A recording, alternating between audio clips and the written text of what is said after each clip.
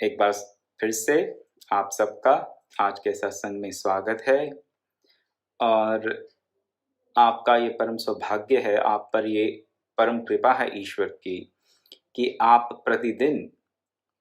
प्रतिदिन शाम को समय निकालकर सत्संग में भाग लेते हैं। बड़ा धैर्य चाहिए सत्संग में बैठने के लिए, अत्यंत धैर्य चाहिए। सत्संग में बैठने से पहले कई प्रकार के संकल्प विकल्प मन में आ सकते हैं और आते हैं कि ये क्यों ना कर लें, वो क्यों ना कर लें, सब सुन ही रखा है तो और सुन के क्या करेंगे। अगर जो पहले से सुन रखा है उसी पे ही अगर हमने अमल नहीं किया तो और सुन सुन के क्या करेंगे। फिर ऐसी भी शंकाएं आ सकती हैं, ये पता नहीं ये व्यक्ति क्या बोल रहा है, क्या नहीं बोल रहा है, इसे कुछ आता जाता है या नहीं है। कई प्रकार की शंकाएं और अश्रद्धा मन में उत्पन्न हो सकती हैं। मन कहेगा कि और बहुत से इंपॉर्टेंट काम है करने के लिए, अभी सत्संग बाद में कर लेंगे। कई बार व्यक्ति तो ये कहते हैं, नाथ हम किसी का बुरा करते हैं तो हमें भजन सत्संग की आवश्यकता नहीं है, क्योंकि हम तो किसी का बुरा नहीं करते, हम तो अपना कर्म करने में विश्वास करते हैं। हम बस अपना कर्म करते रहो और बाकी बस इधर उधर की बातें सुनने की आवश्यकता नहीं है। किसी ऐसे ही वक्ता गुरु घंटाल के ऐसे चंगल में फंसने की आवश्यकता नहीं है। बस अपना कर्म करते रहो बस, और कुछ नहीं। ज़्यादा ज्ञान व्यान में, ज़्यादा शास्त्रों में घुसने से कुछ नहीं होगा, दिमाग और ही खराब होगा।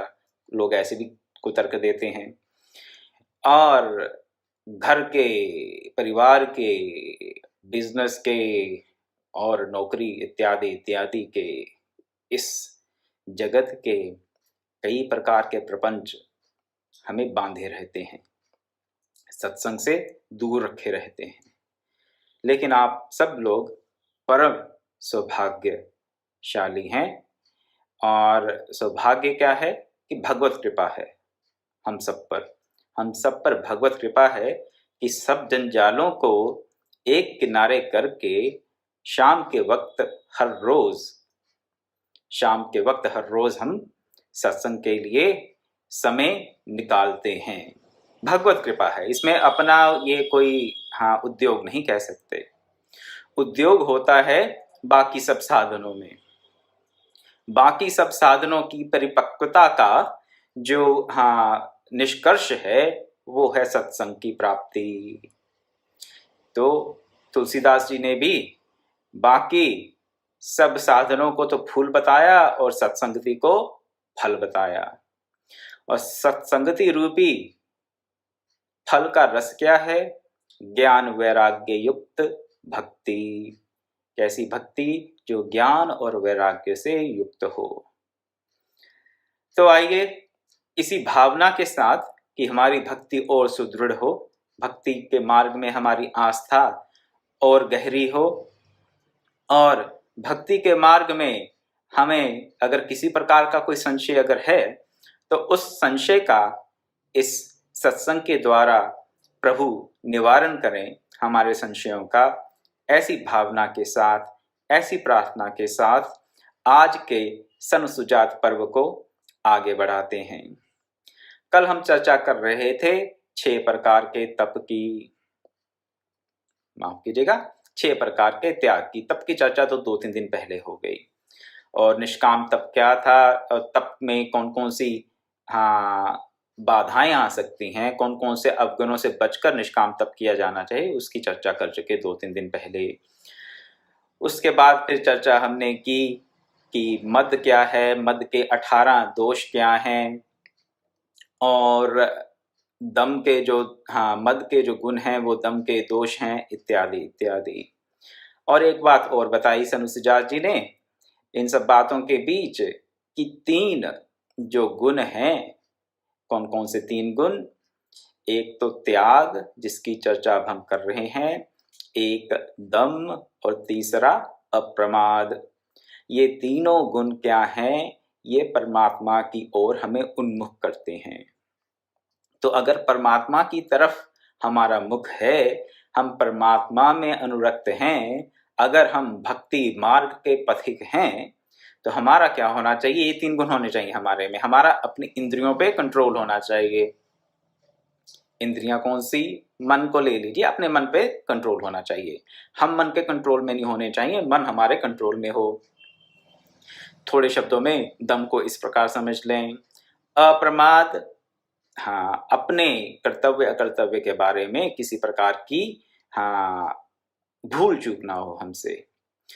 अप्रमाद का, और यानी कि प्रमाद के जो लक्षण हैं या अप्रमाद के जो लक्षण हैं उनकी चर्चा आज हम करेंगे।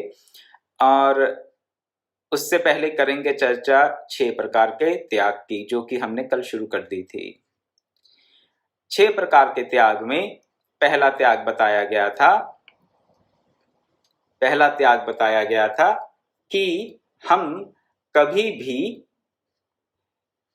लक्ष्मी पाकर हर्षित ना हो, लक्ष्मी को पाकर हर्षित ना हो, किसी प्रकार का धन मिले तो उससे हमारे मन में हर्ष ना हो, और उसके साथ ही साथ तो ये भी हो कि अगर लक्ष्मी चली जाए, किसी प्रकार के धन की हानि हो जाए, तो उससे हमें शोक की प्राप्ति ना हो।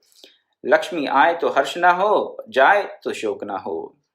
दूसरा प्रकार का त्याग बताया गया कि अपने धन क्या इष्ट और पूर्त कर्मों में व्यय, यज्ञ याग आदि में व्यय करें, यज्ञ में अपने धन को लगाएं। कई प्रकार के यज्ञ बताए हैं वेदों में, उनमें से किसी भी प्रकार के यज्ञ में धन को लगाना, या पूर्त कर्मों में जैसे कि कोई कुआं, बावली, तालाब, मंदिर आदि निर्माण में अपने धन का व्यय करना, वो बताया गया पूर्त कर्म। इन कर्मों में धन का व्यय करना, दान देना बताया गया दूसरे प्रकार का त्याग। तीसरे प्रकार का त्याग बताया गया कि आप कामनाओं से विरत होकर वैराग्य को अपनाकर आप अपना जीवन यापन करें। और ये तीसरे प्रकार का त्याग सबसे उत्तम त्याग बताया गया। इस त्याग को बताया गया मोक्ष का द्वार। अगर हम में कामनाओं से उपरति हो जाती है और हम वैराग्य युक्त भावना से अपना जीवन चलाते हैं, तो मोक्ष का द्वार खुला है हमारे लिए। मोक्ष क्या? सभी प्रकार के बंधनों से मुक्ति ही मोक्ष है। उसे आप भगवत प्राप्ति कह लीजिए या फिर मोक्ष कह लीजिए, एक ही बात है, केवल कहने भर का अंतर है। लेकिन जब तक कामनाओं का सर्व रूप से त्याग नहीं करेंगे, तब तक ये भगवत प्राप्ति का मार्ग, भगवत भक्ति का मार्ग हमारे लिए बंद ही रहेगा। प्रयास कर सकते हैं इसे खोलने का, लेकिन कामनाओं का पूर्ण रूप से त्याग करना ही पड़ेगा। तो ये तीसरे प्रकार का त्याग बताया गया। और कल हमने ये भी चर्चा की कि निष्कामता से जिस प्रकार की, निष्कामता से जैसी शांति मिलती है, वैसी शांति बहुत से धन को एकत्रित करने पर नहीं मिलती, और अनेक प्रकार के भोगों को भोगने से भी वो शांति नहीं मिलती। क्यों नहीं मिलती भोगों से शांति? क्योंकि भोग क्षणिक हैं, स्थायी नहीं हैं। अस्थायी भोगों से जो हमें सुख की प्राप्ति होती है वो भी अस्थायी है, और अस्थायी सुख से कभी शांति नहीं मिलती। लेकिन जो त्याग है उसको एक बार अपना लिया तो क्या हुआ? त्याग से आपने सब भोगों से उपरति कर ली। त्याग परमानेंट हो सकता है, भोग परमानेंट नहीं हो सकते, भोग स्थायी नहीं हो सकते, लेकिन जो त्याग है वो स्थायी हो सकता है। अगर वो त्याग स्थायी है तो फिर हमें तत्काल शांति की प्राप्ति होगी, और ऐसी शांति की प्राप्ति होगी जो कभी हमसे दूर नहीं जाएगी। जिस शांति की, जिस सुख की, जिस चैन की, जो भी शब्द आप इस्तेमाल करना चाहें, की तलाश हमें रहती है जन्म जन्मांतरों से, और जिसको हम इस संसार में ढूंढते रहते हैं, किसी एक व्यक्ति से, किसी दूसरे व्यक्ति से, तीसरे व्यक्ति से, किसी रिश्ते से, नाते से, किसी पद से, किसी पदार्थ से, किसी में भी शांति नहीं है। शांति है तो केवल और केवल त्याग में, परम सत्य है, त्याग में ही शांति है। संसार में शांति नहीं मिलेगी। कभी मिली भी तो 2-4 सेकंड के लिए मिलेगी और फिर वही चक्कर चलता रहेगा।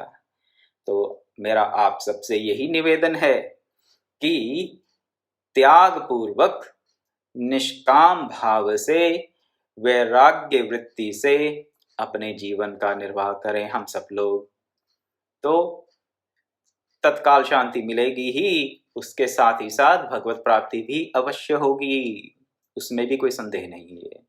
तत्काल शांति मिलेगी और भगवत प्राप्ति होगी। कामनाओं का त्याग, त्याग केवल कामनाओं का बताया गया है, ये नहीं कहा गया कि हम अवश्य में भी किसी पदार्थ का त्याग करें। पदार्थ के त्याग की भी बात आती है शास्त्रों में।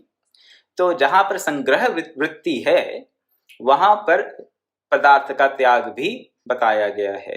अगर बहुत सा धन एकत्रित कर लिया है तो उस धन का आप सदुपयोग करें, जो प्रथम गति बताई गई धन की, दान की, उससे उसका त्याग कर दें। जितना अपनी नीड्स हैं उसको पूरा करें, अपने वांट्स को, डिजायर को पूरा करने के लिए धन एकत्रित, किसी भी प्रकार का द्रव्य एकत्रित ना करें। तो अगर संग्रह वृत्ति से बहुत सा संग्रह कर लिया है तो पदार्थों के त्याग की आवश्यकता है।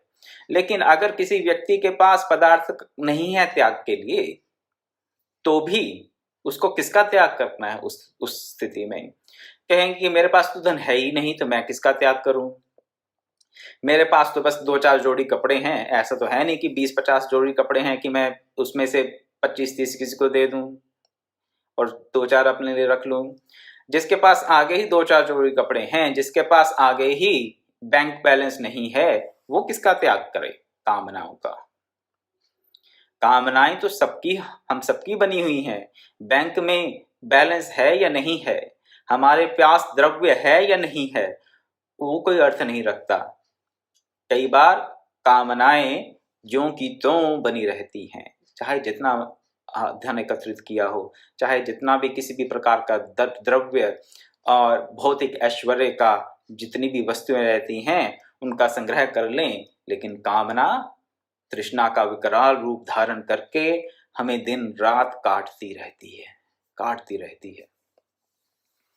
इसलिए उन्होंने संत सुजात जी ने ये भी कहा कि आप ये मत सोचें कि बहुत सा धन एकत्रित कर लेंगे तो वैराग्य आ जाएगा या त्याग की भावना आ जाएगी।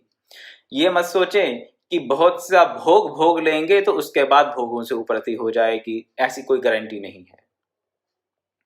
तो देखने में तो ये आता है कि जैसे जैसे किसी प्रकार का लाभ होता है, किसी प्रकार की अर्थ की प्राप्ति होती है, उसके साथ साथ लोभ भी और बढ़ता जाता है। जिमी प्रति लाभ लोभ अधिकाई, तुलसीदास जी के शब्दों में। तो ये किसी भी प्रकार अपने मन के बहानों में मत फंसे, यही मेरा आप सबसे निवेदन है। मन के बहाने क्या हैं? अच्छा अभी तो कोई नहीं, अभी तो ये आयु है, इतनी आयु के बाद त्याग वृत्ति से अपना जीवन चलाएंगे। अभी तो हमें बच्चों की शादी करनी है भाई, अभी ये सब बातें हम पे कैसे एप्लीकेबल हो सकती हैं? अभी तो हमने गृहस्थी शुरू की है। अरे भाई अभी तो मैंने मेरा विवाह भी नहीं हुआ, अभी तो मुझे अपना घर लेना है। जीवन की कोई भी स्टेज हो, जीवन की कोई भी स्टेज हो, उससे कोई अंतर नहीं पड़ता। आप ब्रह्मचारी हैं, गृहस्थ हैं, सन्यासी हैं, ये बात सबके लिए लागू है। ऐसा नहीं कि विरक्ति का मार्ग अपना लें तो त्याग की भावना अपने आप आ जाएगी। त्याग की भावना के लिए ये मार्ग सहायक हो सकते हैं, लेकिन ये नहीं कि किसी प्रकार का आपने व्रत ले लिया तो उससे त्याग ऑटोमेटिकली नहीं आएगा, अपने आप से नहीं होगा, उसके लिए प्रयास तो करना ही पड़ेगा। तो लाइफ की किसी भी स्टेज में हो, किसी भी आश्रम में हो, किसी भी व्यवस्था में हो, उससे कोई अंतर नहीं पड़ता। त्याग की जो मूल भावना है उसको हमें खुद ही अपने पुरुषार्थ से अपनाना पड़ेगा। तो मन 50 तरीके के आपको आर्गुमेंट देगा, ये इसके बाद कर लेंगे, इसके बाद कर लेंगे, या अभी तो ऐसा है भाई मैं नहीं कर सकता। कई बार ऐसा होगा जब समय आएगा तब कर लेंगे, जब भगवत कृपा होगी तब हो जाएगा अपने आप, इतनी टेंशन लेने की क्या बात है, इतनी जल्दी क्या है? अब थोड़ा जीवन जी लो, आए हो तो संसार में कुछ देख सुन लो। अभी से इन सब बातों की टेंशन लोगे तो क्या करोगे। तो आपको एक छोटी सी घटना बता दूं अपने जीवन की, उसके आगे फिर कथा को आगे बढ़ाएंगे, चौथे प्रकार के त्याग पे जाएंगे। बहुत छोटी अवस्था थी मेरी, ज्यादा छोटी तो नहीं, हाँ एडल्ट तो था, मान लीजिए कुछ 20 साल का होऊंगा। 20 साल का था तो कुछ अपने लिए कपड़े खरीदने थे। तो विदेश की बात है, विदेश की बात है, कुछ अपने लिए कपड़े खरीदने थे तो मैं कुछ कपड़े खरीद लाया। किसी दुकान से जाकर, किसी शॉपिंग स्टोर से जाकर कुछ कपड़े चाहिए थे सर्दी के, खरीद लाया। खरीद के लेके आया, मेरा एक मित्र मेरे पास आया हुआ था तो कपड़े देखे, ये क्या खरीद लाया है। मैंने कहा भाई मुझे जिस चीज की आवश्यकता थी वो मुझे जो ठीक लगा मैं खरीद लाया हूँ, नहीं तो चल मेरे साथ। मैंने कहा क्या हुआ, इन कपड़ों में क्या बुराई है। मुझे बोला अगर ये कपड़े इस उम्र में पहनेगा तो बुढ़ा होके क्या पहनेगा। तो उ, उसके मन में बात आई, मेरे मित्र के मन में ये बात आई कि ये जो मेरी चॉइस है, मेरा जो कपड़ों का चयन है वो आयु के अनुकूल नहीं है। मेरी समझ के बाहर की बात थी कि उन कपड़ों में क्या खराबी है। मुझे फिर से वापस लेके गया स्टोर पर, वो कपड़े सब वापस रखे और कहता अच्छा ये हाँ, और मेरे साथ फिर से नई शॉपिंग करके वापस लेके आया। चलिए जैसे उसकी इच्छा थी और उसकी इच्छा के अनुरूप उसे जो ठीक लगा वो फिर उसके अनुसार ही कपड़ों का चयन हुआ और फिर हम वापस आए। तो ये सोचना कि हाँ इस अवस्था में ऐसा करना, इस अवस्था में ऐसा करना। और एक बात और बता दें आपको, ये जो हमारे मन में रहता है कि ऐसा करें या वैसा करें, क्या करना चाहिए जीवन में, बहुत कुछ है करने के लिए। ये सब बातें जब तक मन में चलती रहेंगी तब तक भी त्याग की भावना नहीं आएगी। ये मार्ग अपनाएं कि वो अपनाएं, ये ऐसा करें वैसा करें क्या ना करें, ये जब तक संशय दुविधाएं मन में चलती रहेंगी तब तक हम किसी ना किसी प्रकार के आडंबर को अध्यात्म के नाम पर अपनाते रहेंगे। विचार अवश्य करना चाहिए, विचार करने में हाँ बुरी बात नहीं है, विचार तो अवश्य ही करना चाहिए। और आत्मविचार तो एक बात बताई गई है, एक लक्षण बताया गया है अप्रमाद का, जिसकी थोड़ी देर में चर्चा करेंगे, अगर आज समय रहा, नहीं तो कल करेंगे। लेकिन मैं आपके सामने ये बात ये रख रहा था कि अगर मन में ये संशय उठते रहें, कई बार अध्यात्म के मार्ग पे भी संशय उठ जाते हैं, इस ग्रंथ का अध्ययन करें कि उस ग्रंथ का अध्ययन करें, इस गुरु की बात सुने कि उस गुरु की बात सुने, भक्ति का मार्ग अपनाएं कि ज्ञान का मार्ग अपनाएं या कर्मयोग का मार्ग अपनाएं। तो ये जो हाँ अनिश्चितता है बुद्धि की, वो त्याग की भावना को दृढ़ नहीं होने देती। वो ये हाँ जो जिसको कि बहुशाखा वाली बुद्धि कहा गया गीता के दूसरे अध्याय में भगवान कृष्ण के द्वारा, जब तक हमारी ये शाखाएं निकलती रहेंगी हमारी बुद्धि की, और जो ये शाखाएं अलग अलग डायरेक्शंस में, अलग अलग कोनों में विश्व के जाती रहेंगी, तब तक त्याग की भावना नहीं आ सकती। एक निष्ठ हों और मन में एक धारणा बनाएं, उसके अनुसार फिर अपना जीवन को चलाएं, उसके साथ साथ फिर त्याग की भावना अपने आप दृढ़ होगी। लेकिन जब तक अलग अलग बातें, दुविधाएं, संशय मन में घूमते रहेंगे, तब तक हमें ये मैं क्यों बता रहा हूँ आपको बात, क्योंकि कई बार हमें लगता है कि हाँ हमें तो कोई इंटरेस्ट ही नहीं है जी, हम तो कुछ नहीं, हम बड़े त्यागी हैं, हमें किसी चीज से कोई मतलब नहीं, किसी वस्तु से, किसी व्यक्ति से। हम घर में रहते हैं ठीक है, हाँ पत्नी है, बच्चे हैं, माँ बाप, जो भी भाई बंधु मित्र सुहृद हैं, लेकिन हमें कोई मतलब नहीं है, हम तो अपना आराम से रहते हैं। ऐसी भावना आ जाती है मन में कई बार हमारे। उस भावना से क्या होता है कि हम ये धारणा बना लेते हैं कि हम त्यागी हैं, लेकिन त्यागी होते नहीं हैं। उसके लिए एक क्राइटेरिया बता रहा हूँ आपको, ये कसौटी बता रहा हूँ आपको, ये अपने लिए भी मैं लागू करता हूँ, सबके लिए है, हम सबके लिए है। क्या कसौटी है? अगर अब भी मन में दुविधाएं आ रही हैं कि ऐसा करना चाहिए, वैसा करना चाहिए, कैसा करना चाहिए, ये करें या नहीं करें, भांति भांति के विचार अगर मन में उठ रहे हैं, तो अभी त्याग की भावना नहीं आई। क्योंकि जब ऐसे संशय होंगे मन में तो क्या होगा, शांति होगी नहीं हो सकती शांति। संशय आत्मा विनश्यति, लेकिन ऐसे संशय मन में रहेंगे तो त्याग नहीं है। क्यों नहीं है? क्योंकि त्याग से अनंतर शांति प्राप्त होती है। त्यागात् शांतिरनंतरम। तो अपने स्वाध्याय के लिए आपके सामने ये सूत्र रखा। इसके साथ ही एक बात और याद आ गई जो आपके सामने रख दूं। एक बार विदेश यात्रा में हमारा कभी भेंट हुई एक सज्जन से। बहुत वर्षों की उनकी तपस्या थी, साधना थी, बड़े तपस्वी व्यक्ति थे, बड़े तेजमय व्यक्ति थे और धनी भी थे। उनको उनकी ये धारणा बन गई थी कि मुझे किसी से, हाँ, अपने धन से मुझे कोई ज़्यादा नहीं है, कोई आसक्ति नहीं है, ये नहीं है। तो ये उनकी कोई, हाँ, दोष आपके सामने रखने के लिए नहीं कह रहा, लेकिन ये अपने आत्म अनुसंधान के लिए ये बात आपके सामने रख रहा हूँ। क्या था, हाँ, मुझे कहते कि देखिए मुझे तो कोई मतलब नहीं है इन सब चीज़ों से, धन है नहीं है ठीक है, मुझे तो वही 2 रोटी खानी है और बस अपना आराम से रहता हूँ, भजन करता हूँ। और सत्य बात थी, बड़े अपना सात्विक जीवन जीने वाले व्यक्ति थे, इसमें कोई संशय की बात नहीं। लेकिन कामनाएं कैसे कैसे चोर दरवाजे से हमारे मन में घुस जाती हैं, ये बात आपके सामने रख रहा हूँ। ये सब कुछ होते हुए भी उनके मन में एक भावना आ गई। क्या भावना आ गई? कि मैंने आज तक मर्सिडीज गाड़ी नहीं खरीदी। अपने आप को वैसे वानप्रस्थ बोलते थे कि मैं तो वानप्रस्थ जैसा जीवन जीता हूँ, और वो जीते भी थे, जीते थे। उनके साथ मुझे कुछ दिन रहने का सौभाग्य प्राप्त हुआ और मैंने देखा कि वो वानप्रस्थ के जैसा ही जीवन जी रहे थे विदेश में रहकर भी। परंतु उनके मन में एक भावना, हाँ, कामना आई। क्या कामना आई? कि मैंने मर्सिडीज गाड़ी कभी नहीं खरीदी, तो एक मर्सिडीज खरीद लेते हैं। ऐसे ही ये जब बस एक की बात आ जाती है, किसी एक कामना, बस एक कामना को पूर्ण कर लें, तो वो अपने साथ 10 कामनाओं को और लेके आने के लिए तैयार हो जाती है। इससे बचें, यही मेरा आप सबसे निवेदन है कि किसी भी प्रकार की कामना हो उसका त्याग कर दें। त्याग, कामना का त्याग करें।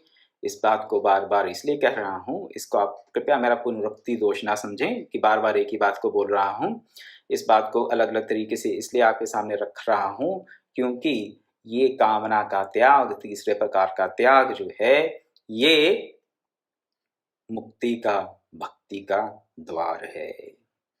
तत्काल शांति प्राप्त होगी और भगवत प्राप्ति का द्वार भी खुल जाएगा।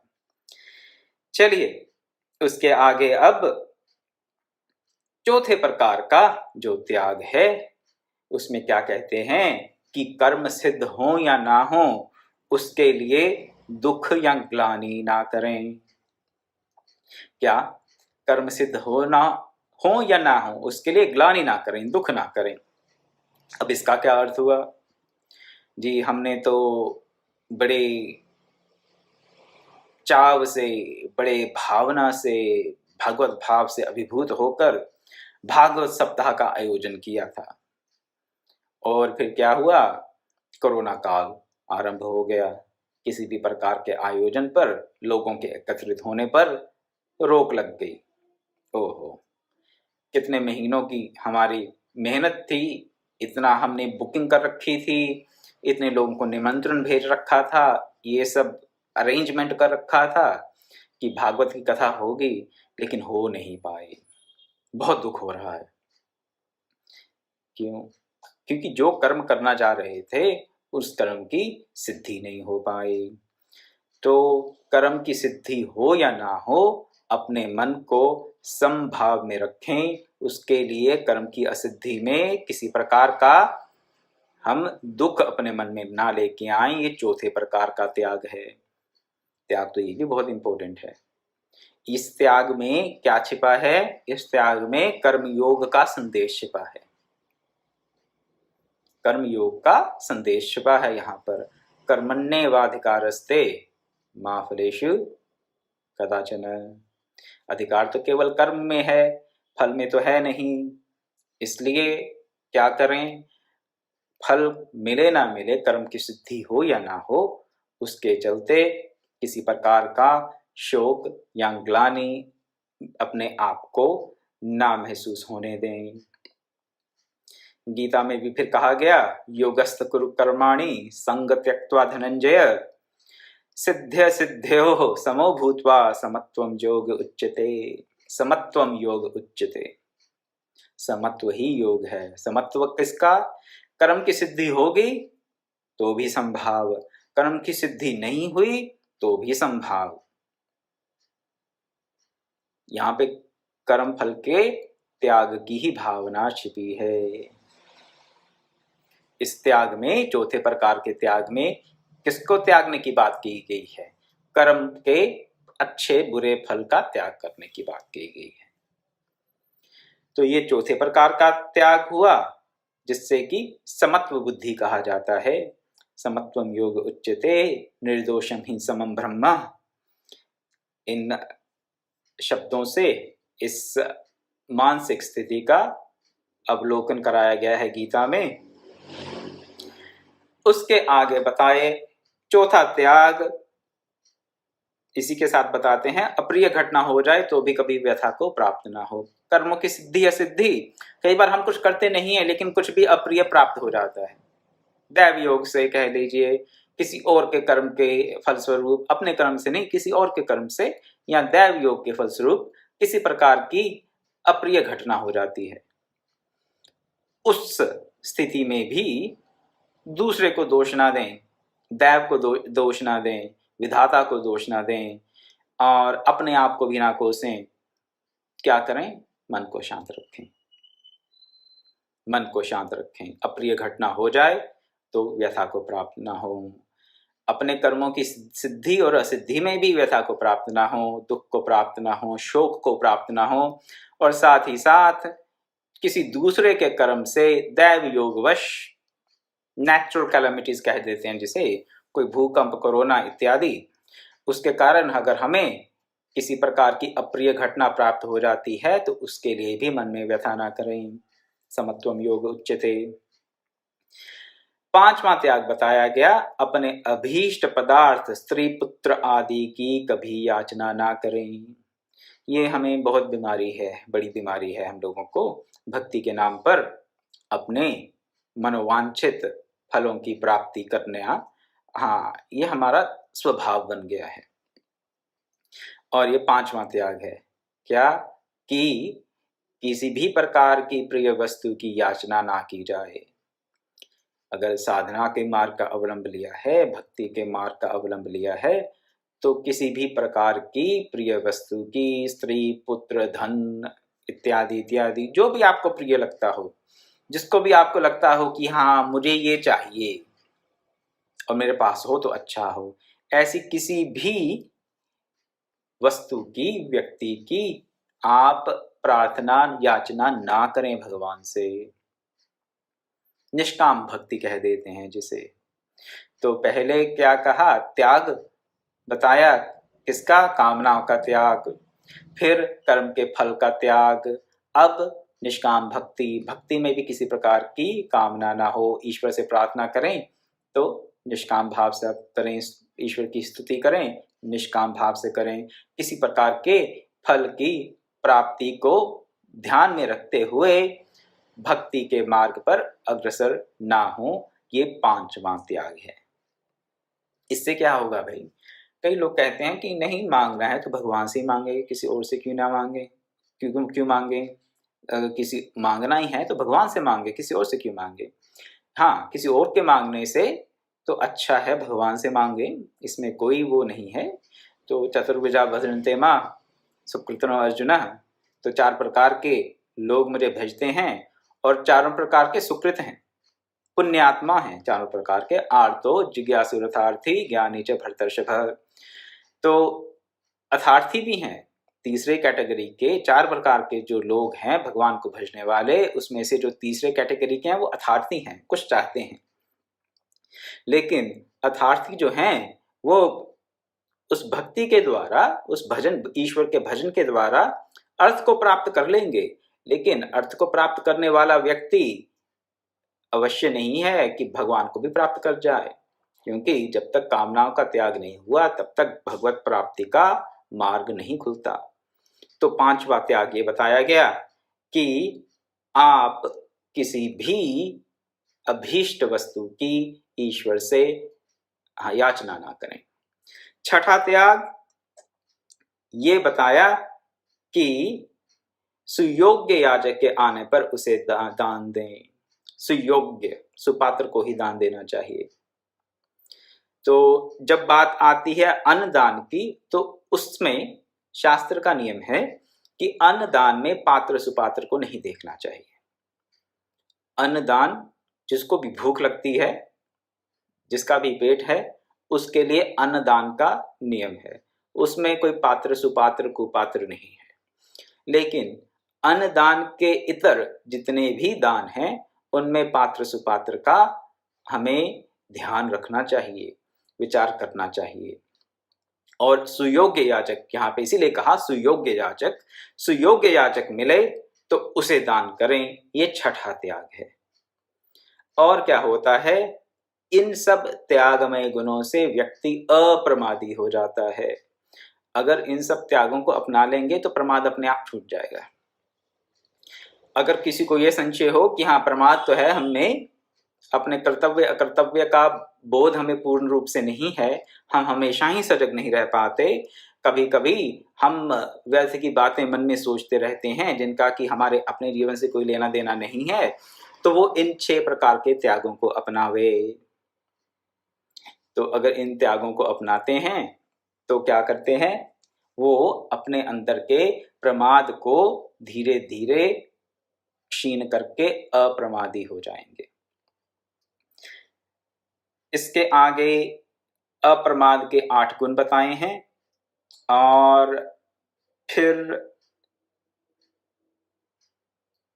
प्रमाद के दोष भी बताए हैं। प्रमाद के गुण और प्रमाद के दोष बताए जा रहे हैं, उनकी चर्चा हम कल करेंगे।